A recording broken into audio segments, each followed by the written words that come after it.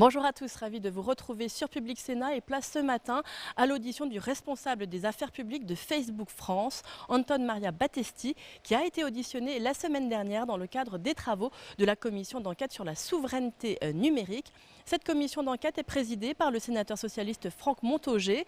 Ce dernier a d'ailleurs ouvert l'audition avec une question franche, limite une attaque. Cette question, c'est est-ce que Facebook veut supplanter les États?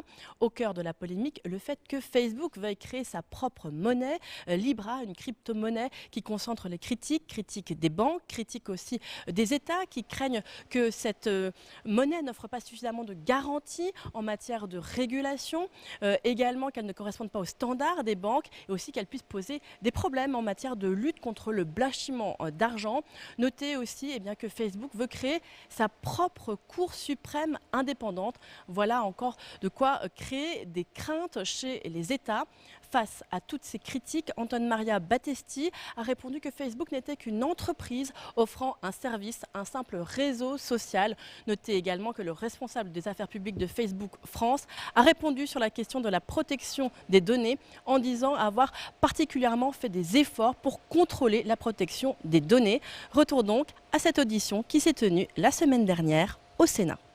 Je tiendrai un propos préliminaire pour simplement présenter l'entreprise en France. Je pense que cela vous intéressera. Évidemment, je répondrai à on vos est questions. très contraint par le temps, donc faites extrêmement court, rapide, s'il vous plaît. Tel que si vous l'avez déjà dit. On vous attend sur les questions. Et il y en aura d'autres, je le précise, du rapporteur et de mes collègues ici présents. Je n'en doute pas. Donc je vais simplement préciser le chiffre pour la France. 36 millions d'utilisateurs en France qui utilisent notre service Facebook au moins une fois par mois.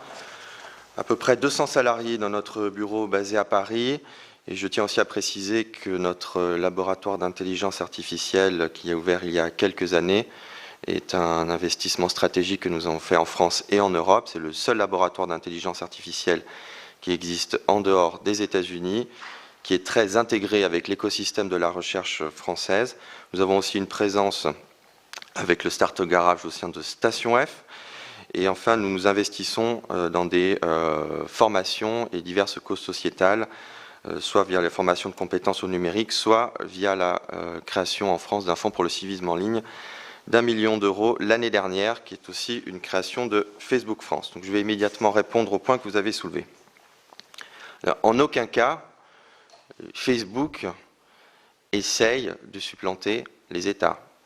Je voudrais juste rappeler que Facebook est un réseau social sur lequel des personnes viennent échanger avec leur famille, défendre des causes qui leur tiennent à cœur, s'associer via des groupes Facebook pour aussi défendre des causes qui leur tiennent à cœur. Mais c'est un réseau social multifacette qui a vocation à avoir de nouveaux produits. Je pense à Marketplace, je pense au développement de la messagerie, on y reviendra, etc., etc. Et c'est une entreprise qui fournit un service de l'Internet.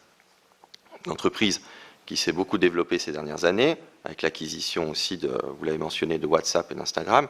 Et c'est une entreprise internationale, une entreprise multinationale, et c'est une entreprise.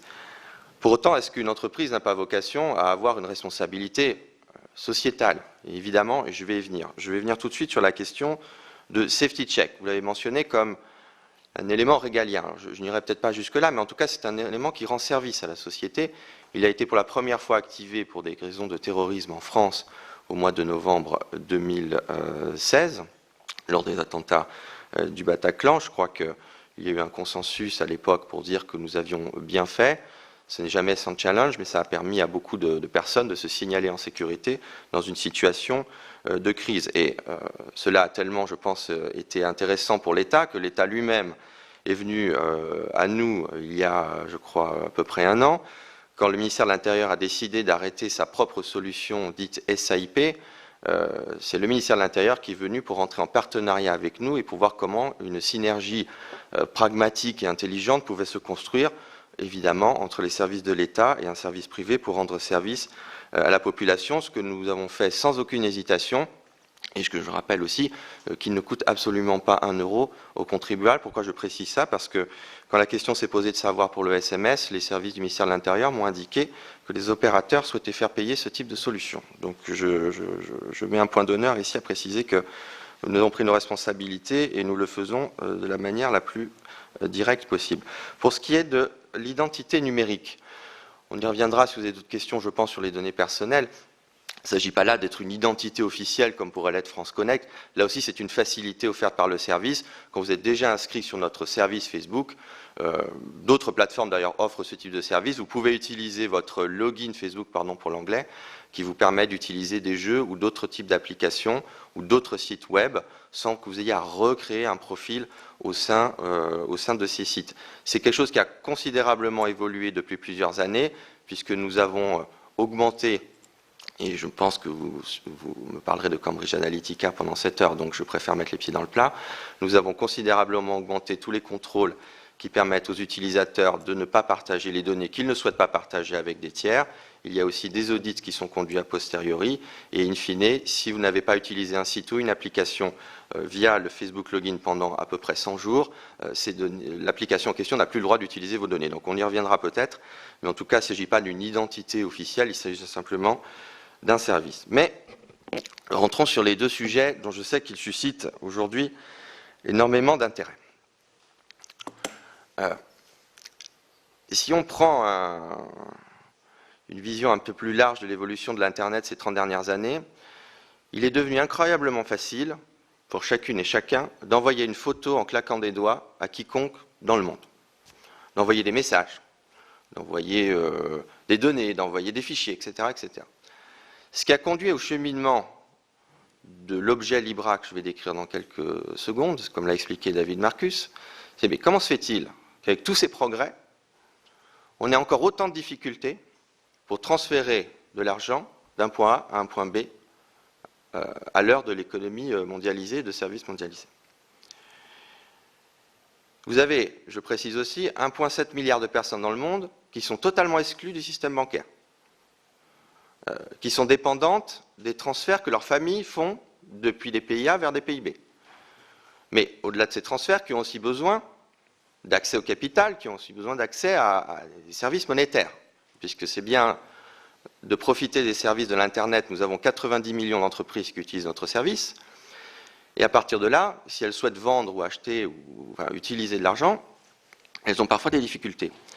Et donc le cheminement, c'était de dire que la technologie blockchain est combinée à d'autres technologies, en partenariat avec d'autres entreprises, parce que je tiens à rappeler immédiatement que ce n'est pas la monnaie de Facebook, c'est la monnaie de cette organisation qui aujourd'hui comporte 27 membres et qui a évidemment vocation à s'agrandir. On peut citer Uber, on peut citer Visa, mais on peut citer Iliad, puisque nous sommes ici en France. Donc des partenaires de tous bords et de toute diversité, je veux dire.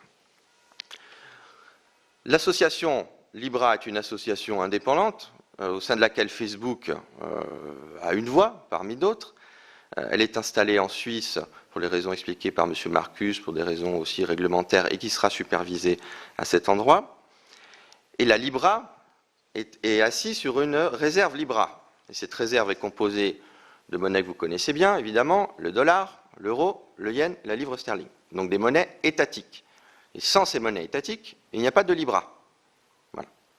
Donc il faut vraiment être très clair sur le fait qu'on n'est en rien dans une substitution de l'État.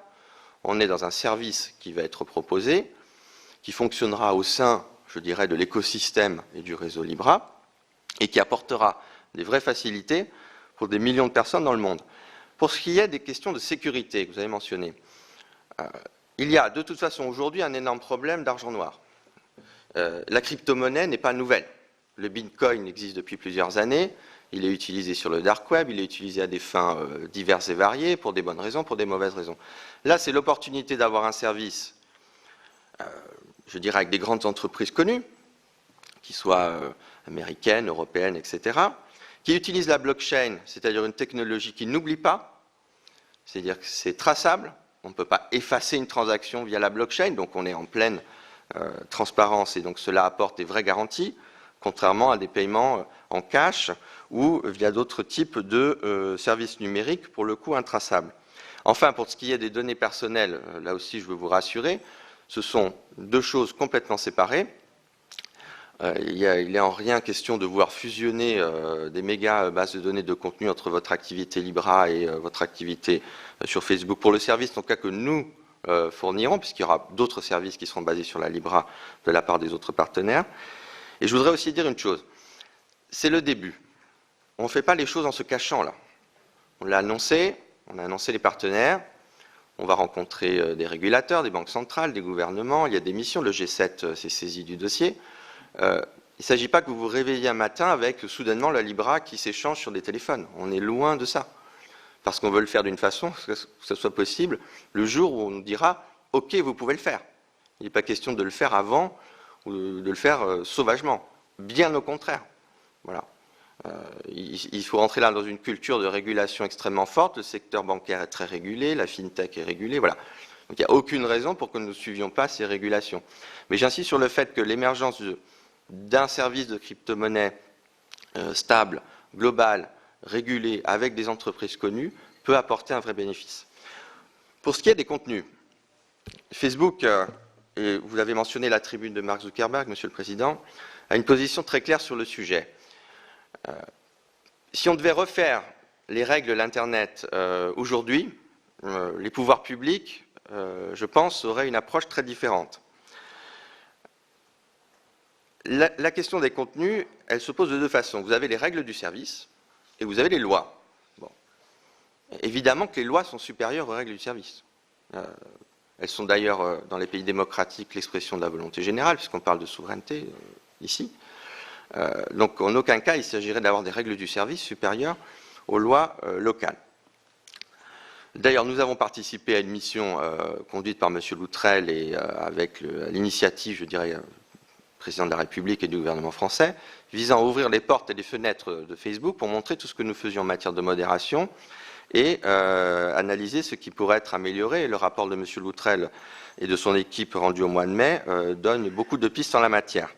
Il y a aussi par ailleurs la proposition de loi de Mme Avia, qui a été votée en première lecture à l'Assemblée nationale et qui vient aussi renforcer la responsabilité des plateformes en la matière, et dont acte, et oui, nous respecterons la loi, et en aucun cas ce projet de comité de supervision vient remettre cela en cause. Mais qu'est-ce que c'est que ce comité de supervision? Alors je l'appelle comme ça parce que n'y voyez pas une malice vis-à-vis de mon président et fondateur, Mark Zuckerberg.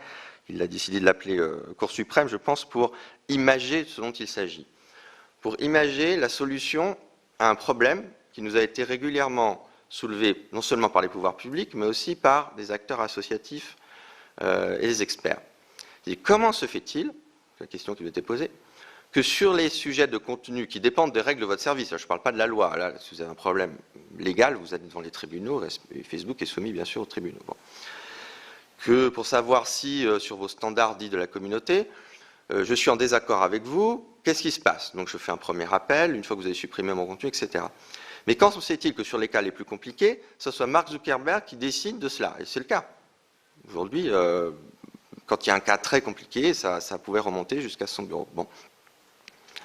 Chacun peut comprendre que transférer la décision d'un seul homme à un groupe de personnes, à peu près 40, d'un seul homme installé aux États-Unis à un groupe d'experts internationaux, c'est objectivement un progrès.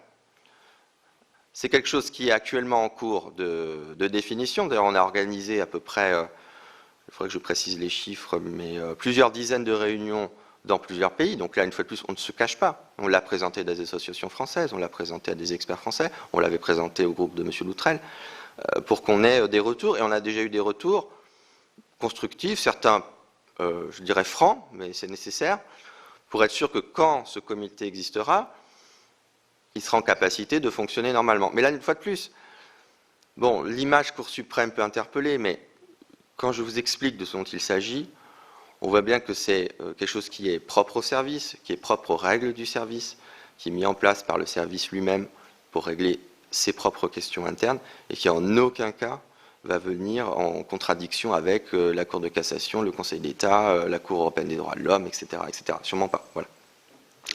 Je voulais être. J'étais un peu long, mais je voulais préciser ces points. On va donner la parole à Monsieur le rapporteur, en tout cas Stéphane Piednoir, qui le représente, puisqu'il va nous rejoindre. Il y a un petit peu de retard. Stéphane. Oui, merci Monsieur le Président. Effectivement, je suppléer pour quelques instants Gérard Longuet qui va nous rejoindre. Pour poursuivre les propos du président, j'aurais deux premières questions relatives aux données, effectivement, comme vous l'avez signalé tout à l'heure.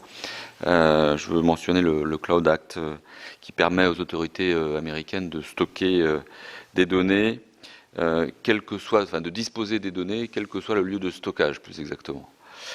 C'est évidemment quelque chose qui interroge, qui inquiète légitimement, en particulier les pouvoirs publics français, puisque c'est autant des données personnelles, des particuliers, que des données qui peuvent être stratégiques des entreprises françaises qui pourraient voir leurs données pillées. Facebook, vous l'avez dit tout à l'heure, c'est 36 millions d'utilisateurs réguliers par mois, donc c'est évidemment massif. Donc deux questions, pouvez-vous nous assurer que Facebook ne permet ni ne permettra aux autorités américaines de prendre connaissance des données de nos concitoyens français? Et puis deuxième question, comment comptez-vous concilier ces obligations avec les règles européennes de protection des données, à savoir le RGPD? Alors, ma compréhension du Cloud Act, c'est qu'il est venu comme une réponse à un problème juridique qui est que le MLAT, pardon pour l'acronyme, le Mutual Legal Assistance Treaty, qui permet la coopération judiciaire internationale, a été créé à une époque où le numérique n'existait pas et où les délais apparemment quand il s'agit de faire des demandes de données entre les deux rives de l'Atlantique pouvaient prendre plusieurs mois. Ma compréhension du Cloud Act, c'est que sa genèse a été créée pour justement permettre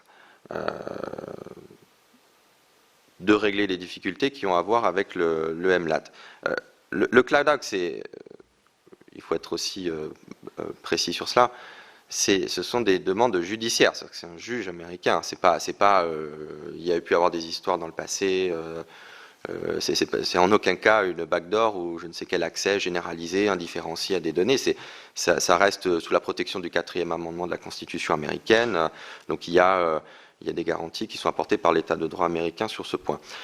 Par ailleurs, l'Europe elle-même se dote d'un instrument juridique comparable qui est le règlement européen, c'est un règlement, je crois, je ne sais plus si c'est un règlement directif, mais bon, peu importe, e-evidence.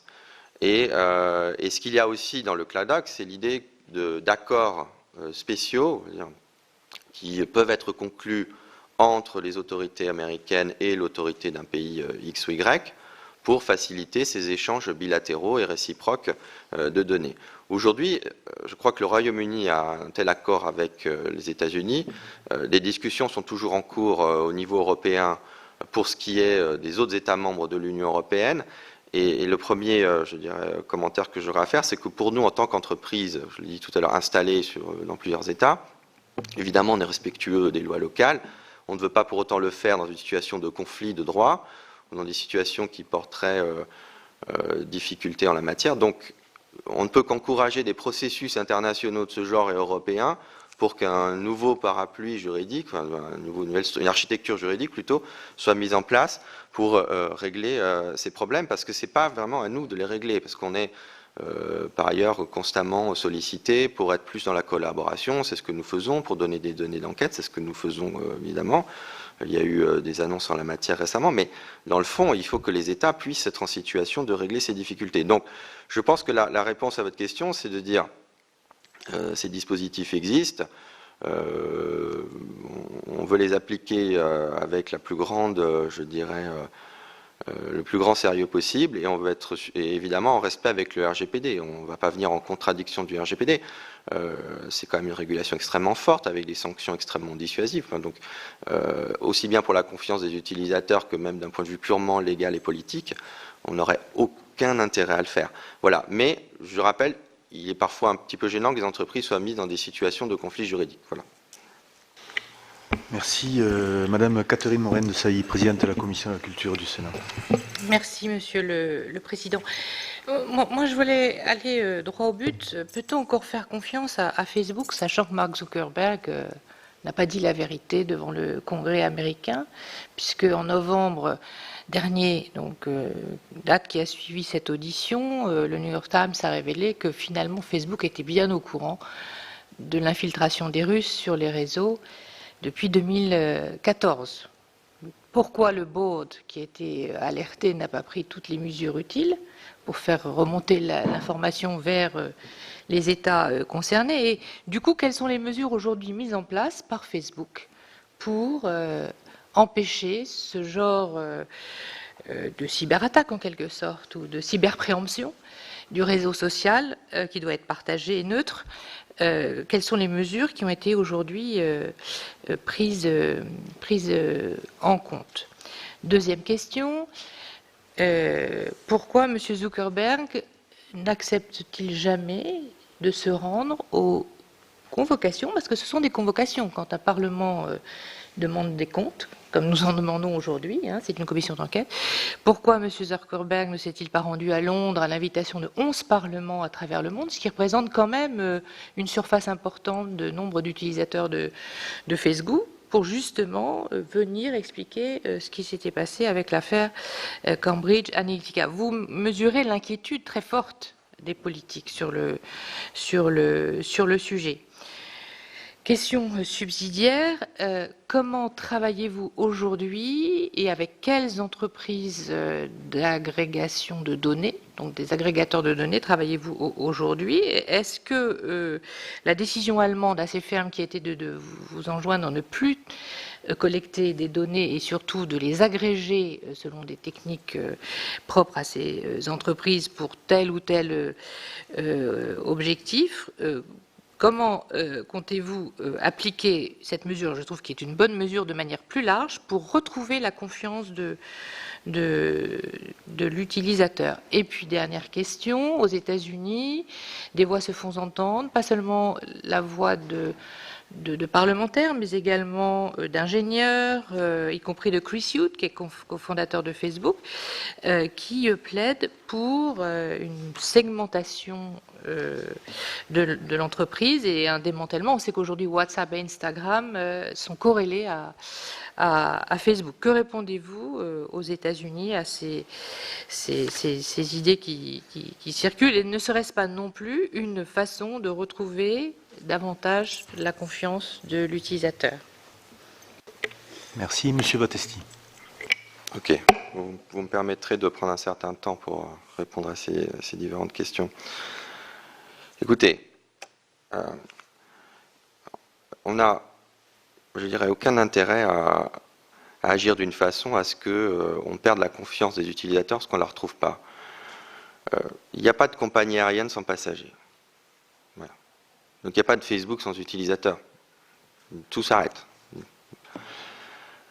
Donc, les points que vous avez mentionnés, vous aurez pu en mentionner d'autres, sont pris avec sérieux, et je vais décrire ce qui a été fait depuis ces dernières années. La question, c'est pas de savoir si on fait des erreurs. Ça, Mark Zuckerberg l'a dit devant le Congrès. Des erreurs ont été faites, mais les compagnies aériennes connaissent des tragédies et s'en relèvent très bien parce qu'elles font ce qu'il y a à faire. Le Rio-Paris, c'était il y a 10 ans. Et j'ai toute confiance en la France, c'est la compagnie que je préfère. Bon, tout ça pour dire, la question d'une entreprise aujourd'hui, c'est d'être dans la vie des entreprises, c'est ça. C'est de se dire, il y a des erreurs, des crises graves, des choses qui entament vraiment la confiance. Qu'est-ce qu'on fait? Alors, je vais répondre à vos questions. Je ne commenterai pas l'article du New York Times, ça vous le comprendrez. Je vous l'associe à vos commentaires sur le fait qu'il aurait menti ou pas. Mais je vais rentrer un peu plus dans le vif du sujet. En 2016, l'élection, en tout cas américaine, a montré à quel point les outils qui n'avaient été pas conçus avec une vocation, disons, à être détournés plutôt de manière électorale, on s'est rendu compte que c'était possible. Voilà. On a admis l'erreur. Et ce qui compte, c'est qu'est-ce qu'on a fait depuis. Qu'est-ce qu'on a fait depuis? Vous avez des équipes qui ont été mises en place, qui travaillent à temps plein, c'est notamment le travail d'un de mes collègues, M. Gleicher, sur tout ce qui concerne les menaces. Et régulièrement, son équipe détecte des réseaux ou des comportements de manipulation, que ce soit en période électorale ou hors période électorale, et font tomber les pages en la matière. Tout ce que nous faisons en la matière est extrêmement transparent. Et d'ailleurs, nous avons aussi rencontré les autorités françaises compétentes en la matière pour les informer. Il y a aussi tout ce qu'on a mis en place pour les élections.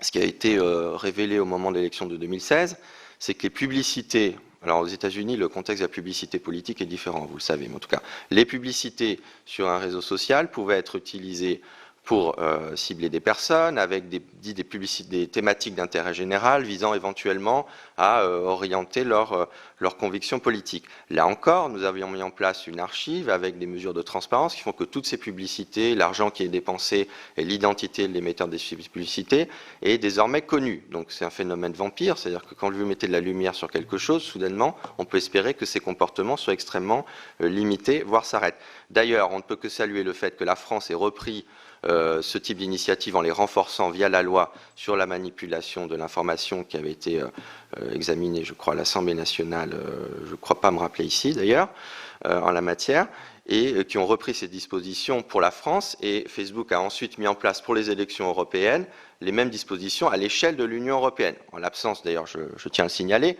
d'une réglementation européenne harmonisée en la matière. Donc il a fallu qu'on fasse aussi des décisions en tant qu'entreprise privée qui pouvaient peut-être relever de la sphère publique, et on peut, je crois, là aussi qu'inviter les pouvoirs publics européens à régler ces questions comme l'ont fait récemment Mark Zuckerberg et M. Clegg.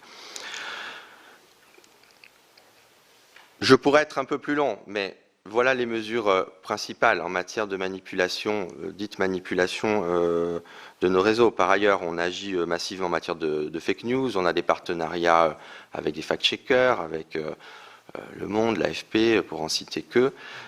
Donc on a pris extrêmement au sérieux tout cela. Maintenant, est-ce que ça empêchera pour toujours ces phénomènes d'arriver ?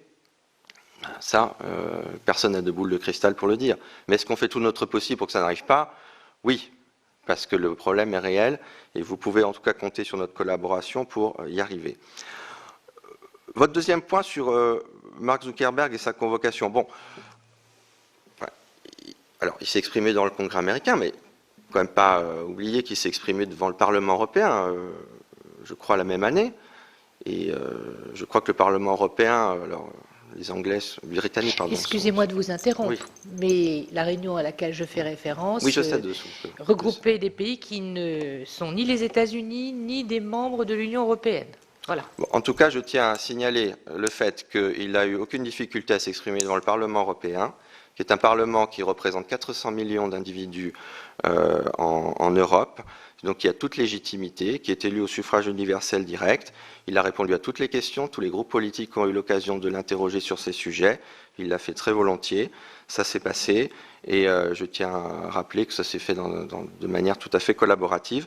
Maintenant, je ne suis pas ici en capacité de vous dire à sa place pourquoi il prend une décision X ou Y quand il s'agit de s'exprimer dans ces différentes institutions. En tout cas, pour ce qui est de l'Union européenne, cela a été fait au sein du Parlement européen l'année dernière. Je crois que personne ne peut douter ici de la légitimité de ce Parlement élu par 400 millions de personnes.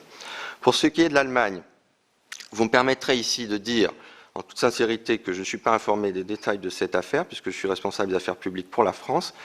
D'ailleurs, c'est un peu pour cela que j'avais demandé que quelques questions soient communiquées en avance, parce que vous remarquerez qu'elle est assez technique et assez précise. Mais ce qu'on peut faire, il ne s'agit pas de se dérober ici, évidemment, c'est qu'on ait un petit suivi, j'imagine que cela est possible après cet entretien, pour qu'on vous communique vos questions sur les agrégateurs de données et peut-être vous répondre plus largement sur ce cas en particulier. Pour ce qui est de scinder Facebook en plusieurs entités. Bon, là encore, je pense que je vais faire une réponse qui sera assez proche de ce qu'a dit M. Clegg dans sa tribune sur le sujet. Qu'est-ce qu'on cherche à faire ici ? Pourquoi a été construit le droit de la concurrence ? Il a été construit pour éviter des abus, notamment sur les prix, donc pour permettre aux consommateurs d'avoir accès toujours à une offre diverse, et à bas coût. Si on regarde le secteur du numérique aujourd'hui, il ne faut pas considérer Facebook comme une entité monolithique. En matière de messagerie, nous ne sommes pas numéro 1. En matière de place de marché, marketplace, nous ne sommes pas numéro 1. Donc il y a des secteurs d'activité de Facebook qui existent. En matière de vidéo, nous ne sommes pas numéro 1. Vous voyez ce que je veux dire ? Donc il y a des secteurs sur lesquels vous pourriez dire vous êtes numéro 1. On va dire c'est l'activité principale de réseau social, avec les éléments que j'ai donnés. Mais sur d'autres types d'activités qui sont aujourd'hui en croissance extrêmement rapide, iMessage, d'autres services de messagerie chinois, etc., sont en avance sur Facebook. Donc quand on parle déjà de concurrence, il faut regarder un peu le périmètre de cette concurrence. Deuxièmement, il y a une vraie aussi question qui se pose, que le droit de la concurrence n'a pas été non plus conçu pour, quelque part, sanctionner le succès. Vous avez le droit d'avoir du succès. La question, c'est qu'est-ce que vous en faites? Et est-ce que c'est la bonne réponse après à divers points que vous soulevez? Parmi les points qui sont soulevés, les points de confiance, les points de régulation des contenus, etc., est-ce que aujourd'hui, avoir Facebook qui fait, on va dire, 2,5 milliards de personnes, vous avez Instagram qui fait 1 milliard de personnes, WhatsApp c'est 1 milliard de personnes. Donc même si vous coupez ces services, les questions que vous soulevez à juste titre, de manipulation de l'information, de discours haineux, etc., est-ce que ça va se régler soudainement alors que vous aurez encore des gros blocs d'1 milliard de personnes? Les problèmes restent les mêmes, simplement ils se diversifient. Donc ce que je veux dire par là, c'est pas que le droit de la concurrence n'est pas la réponse à tous les problèmes de sûreté ou de politique que pose ce type d'intégration. Merci. Madame Moreno. Oui, on peut dire aussi que si ces groupes étaient séparés, il y aurait une forme d'émulation, et notamment dans un service apporté à l'utilisateur qui serait de créer les conditions de la confiance, déjà. Bon, la façon dont vous nous répondez est toujours la même, c'est-à-dire que faute de réglementation, vous renvoyez la responsabilité aux politiques et finalement les usages vous renvoyez toujours vers les utilisateurs. On voit bien que c'est quand même toujours contraint et forcé, que vous finissez par adopter certaines mesures d'autorégulation, plus ou moins consenties, pour essayer de retrouver la confiance des utilisateurs. Moi, je pense qu'il faut agir de façon beaucoup plus structurelle. Et puis, c'est assez étonnant, vu la gravité des sujets. D'ailleurs, mon homologue britannique, Damien Collins, à la Chambre des communes, dans son rapport, n'hésite pas à vous traiter de gangster. C'est quand même très étonnant que vous ne travaillez pas en Europe, pour retrouver de la confiance des Européens, que vous ne travaillez pas avec votre homologue allemand et que vous ne soyez pas au courant de la législation ou de ce qui se passe au niveau de la régulation pour Facebook en Allemagne. Je suis assez surprise qu'une société de votre puissance ne soit pas plus stratégique et collective dans ces questions qui sont d'ordre mondial. En tout cas, j'aimerais après répondre sur cette mise en cause personnelle. Une réponse, Monsieur Battesti, de la même manière que j'aurais bien aimé avoir une réponse à mon courrier du 13 mars 2019, qui vous était adressé, pour lequel je n'ai jamais eu de réponse. En tout cas, je vous en remercie. Madame, allez-y, monsieur. Je me permets d'être respectueusement en désaccord avec ce que vous venez d'exprimer. Je travaille en étroite collaboration avec, bien sûr, mes collègues allemands et de l'ensemble de l'Union européenne et au-delà dans le monde. Nous avons des outils technologiques qui le permettent, mais vous m'avez dit, je suis sous serment, je ne veux pas ici apporter de propos qui seraient inexacts ou incomplets, donc je me suis engagé devant vous à répondre après coup, et oui, j'assume le fait de ne pas toujours être au courant de tous les détails, de tous les litiges juridiques qui se produisent au-delà de la France. Donc si j'avais été pris en défaut sur la France, j'ai envie de dire touché, puis ça arrive dans un autre pays, bon voilà, c'est comme ça, mais en tout cas, on va vous répondre sur ce point. Pour ce qui est de votre courrier, écoutez, je suis navré, pouvez-vous me rappeler le sujet parce que je n'en ai peu connaissance, je ne peux pas blâmer ici quelconque collègue du service du courrier, mais bon, je crois que vous avez mes coordonnées email et téléphoniques. Je ne prendrai pas plus de temps à la réunion, on en parlera en dehors. En tout cas, je pense que je ne me cache pas et on s'est déjà rencontrés, donc il n'y a pas de problème. Merci. Monsieur le rapporteur, Gérard Longuet. Oui, je voulais d'abord vous prier d'accepter mes excuses. Je présidais l'Office parlementaire d'évaluation des choix scientifiques et technologiques et nous avions un rapport de l'excellent député Didier Bécher, chère Catherine, sur la reconnaissance faciale, qui est un des aspects de la souveraineté numérique sur lequel notre commission se penche. Moi, je voudrais revenir à un sujet que nous avons évoqué hier avec un industriel et qui nous a indiqué que vous étiez, vous, Facebook, l'un des principaux investisseurs actuellement dans les câbles sous-marins. Et je souhaitais comprendre dans quel esprit Facebook intervient, puisqu'au fond, le système des grands opérateurs du numérique a consisté à utiliser des réseaux existants jusqu'à présent, des réseaux qui sont terrestres, quel est l'objectif de cette très forte implication dans un maillage de grands data centers à grands data centers par des réseaux sous-marins? C'est un manque de confiance sur les opérateurs ou l'insuffisance des opérateurs actuels? Alors là aussi, je serai prudent dans ma réponse, parce que ce n'est pas forcément des dossiers sur lesquels je suis informé de manière générale, mais pas dans les détails, mais on pourra poursuivre. Ma compréhension de ce type de problématique, d'ailleurs c'est comme les investissements dans les data centers, c'est l'investissement technologique qui permet finalement à ces services de fonctionner, je dirais, de manière toujours plus rapide et plus près de l'utilisateur.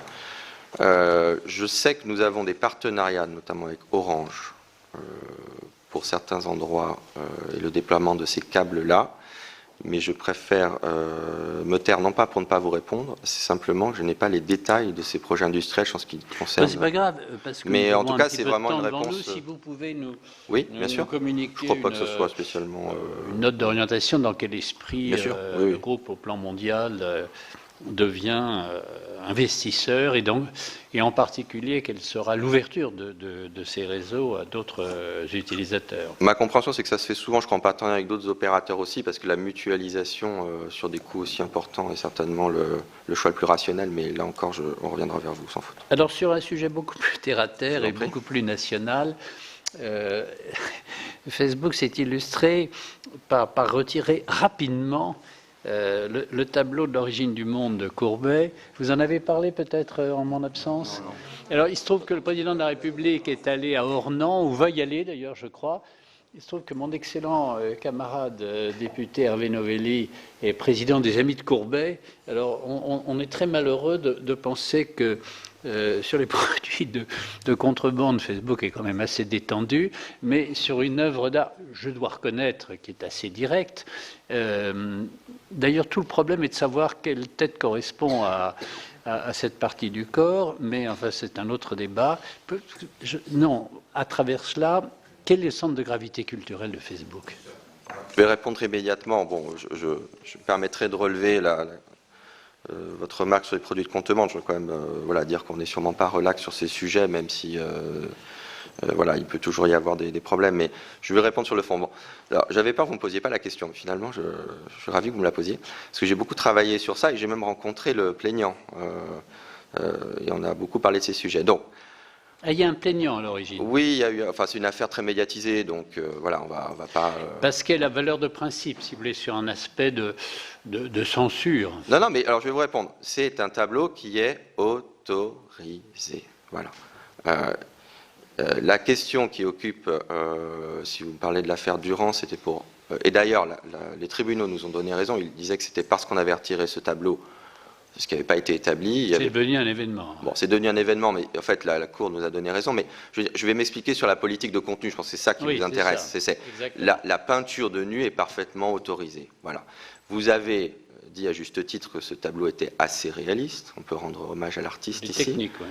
Technique, bon, sur les standards de l'époque.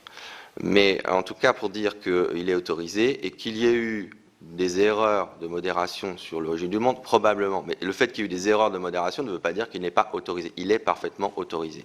L'équipe de modération, pour visualiser, c'est quoi au plan? Je vais y répondre. Je veux juste préciser sur la nudité, parce que je sais qu'on nous dit parfois, mais vous êtes américain, puritain, il n'y a pas de nudité autorisée, etc. Bon, on aura tendance à vous le dire. Voilà, on aura tendance à le dire. Quand vous parliez de centre de gravité culturelle, j'avais deviné ce point.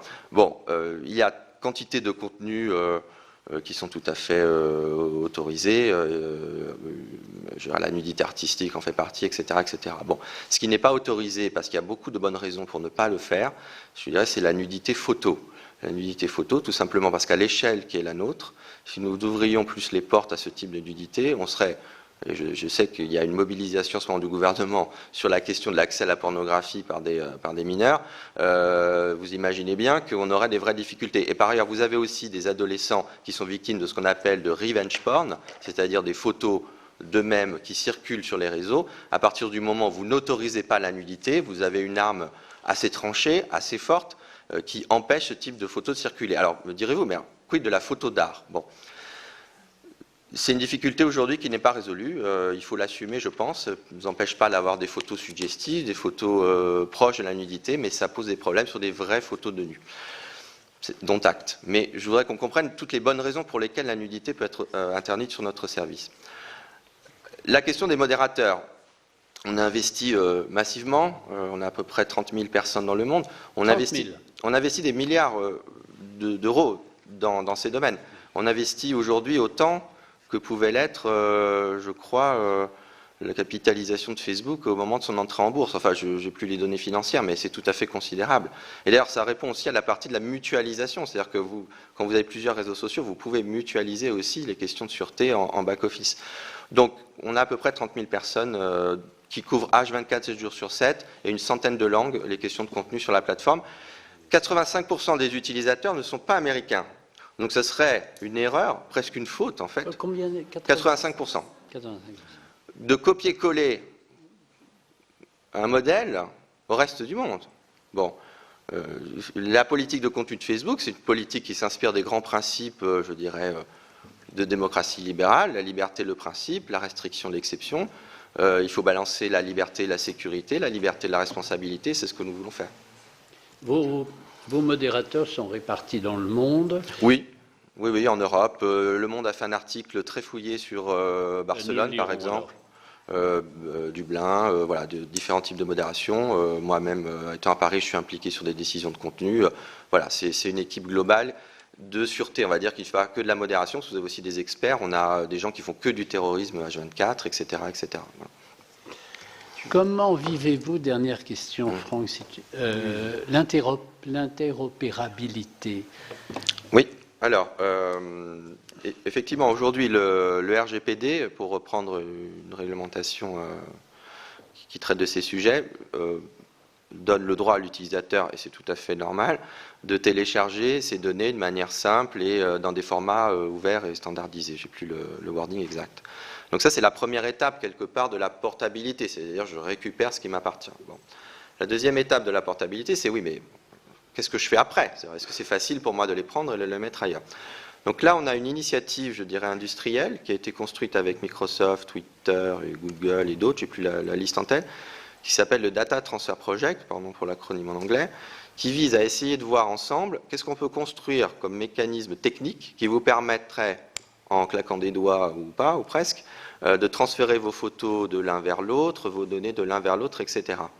Et d'ailleurs, M. Clegg l'avait rappelé, c'est aussi une réponse à des questions de concurrence. Si vous pouvez facilement partir d'un réseau et aller sur l'autre, parce que vous auriez perdu la confiance, bah, ça peut se faire très facilement.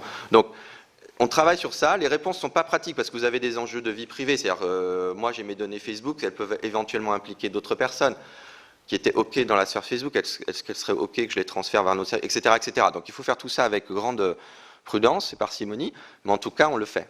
Ça s'appelle le Data Transfer Project. Vous pouvez aller voir sur Internet, je vous enverrai les éléments, mais ça existe. C'est en cours de développement. Ouais, tout à fait. Et c'est pour aller au-delà de ce que la réglementation nous demande de faire. Merci. Pierre Ouzoulias. Merci, Monsieur le Président. Bonjour, bonjour, Monsieur. Oui, je vais peut-être mettre l'autre, celui-là. Voilà. Juste un petit point à propos de votre réponse à ma collègue. J'aimerais vous dire que le suffrage universel indirect aussi donne de la légitimité. Pourtant, j'ai fait du droit constitutionnel, donc je m'en excuse. Mais... Nous y sommes attachés ici. Non, mais c'est juste une boutade pour commencer. Moi, j'avais deux questions simples, enfin une simple et l'autre un peu plus compliquée.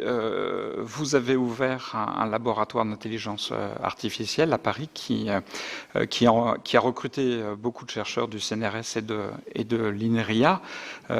Est-ce qu'on peut savoir quelle est la rémunération moyenne annuelle que vous leur versez? Je vous promets que je ne suis pas du tout informé du montant de salaire de mes collègues. Je pense qu'il faut être extrêmement attractif dans des domaines aussi compétitifs, ça c'est sûr, parce que tout le monde veut faire son labo et tout le monde veut les meilleurs. Donc j'imagine que c'est assez attractif, mais je vous promets que je n'ai aucune information en la matière. Bien.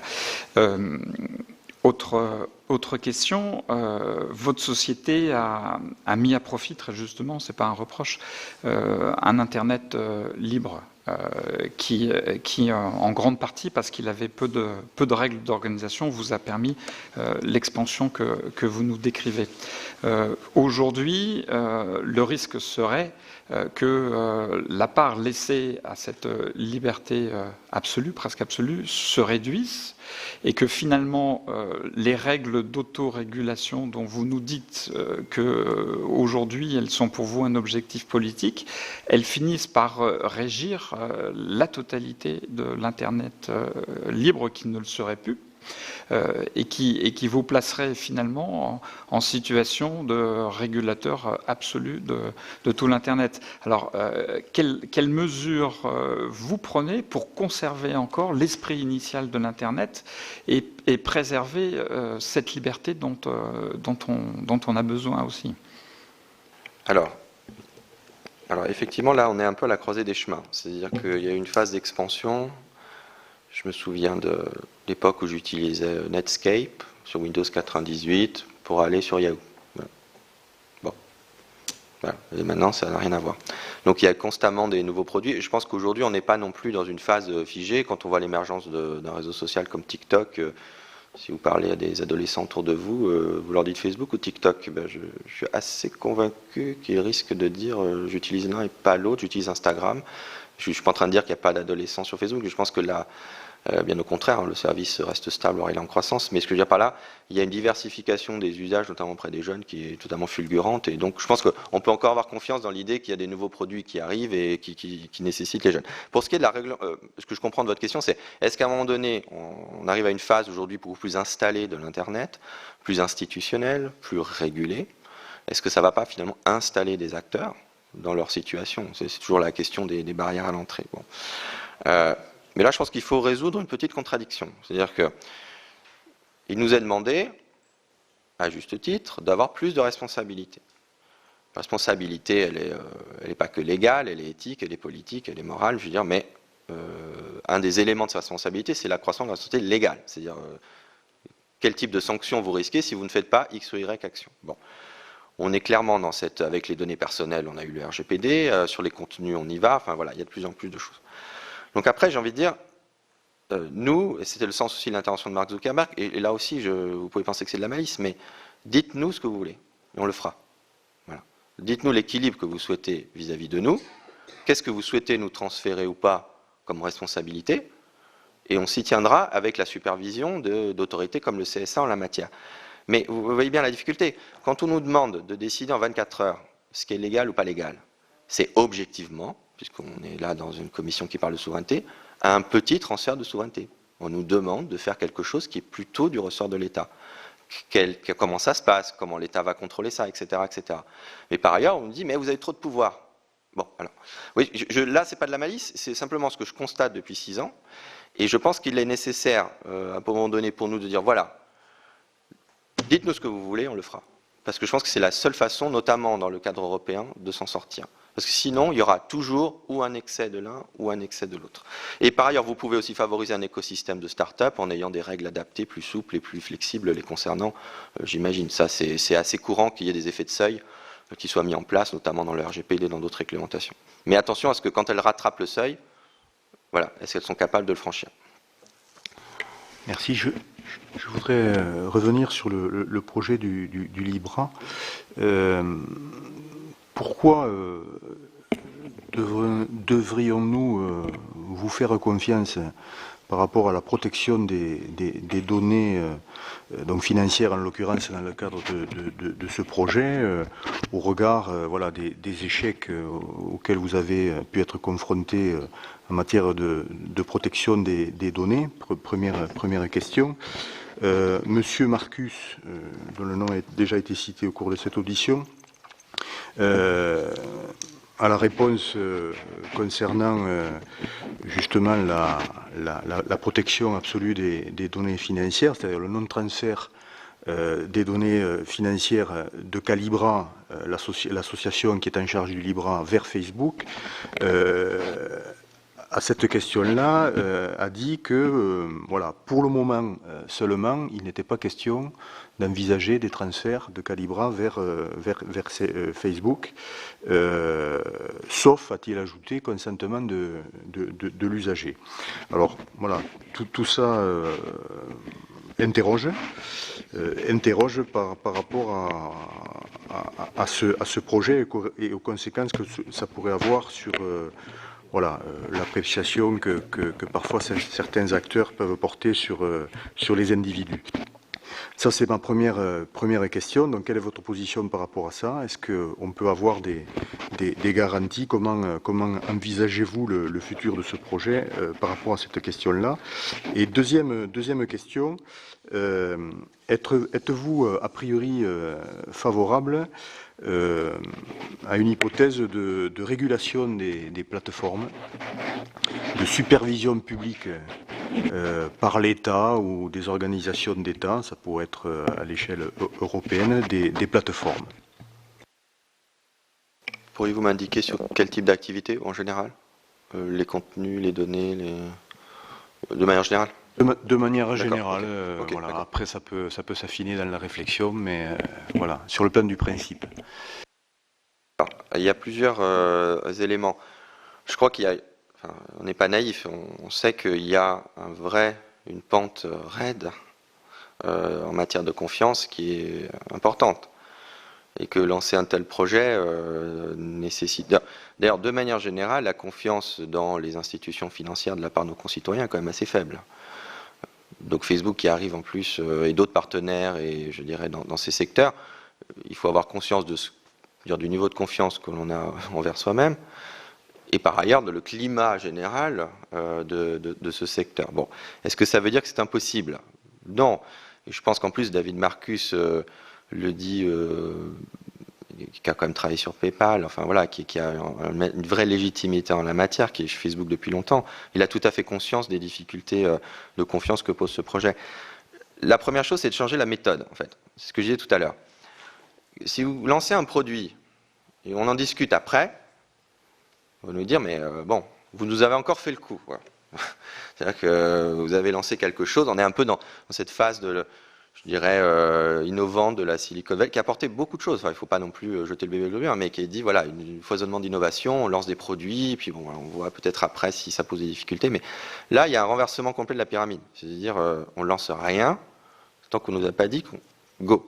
Et en matière financière, secteur que je découvre aussi, les barrières sont quand même assez importantes, et à juste titre, parce que là, les implications systémiques sont considérables, donc il ne s'agit pas de s'amuser, donc aussi bien les banques centrales que l'AMF en France, etc., etc. Donc, on va faire tout ça, on va avoir beaucoup de travail, et tant mieux, il y aura peut-être, je ne sais pas, des délais ou pas, j'en sais rien, en tout cas, ça va se faire de façon extrêmement sérieuse. Parce qu'il n'y a que comme ça que...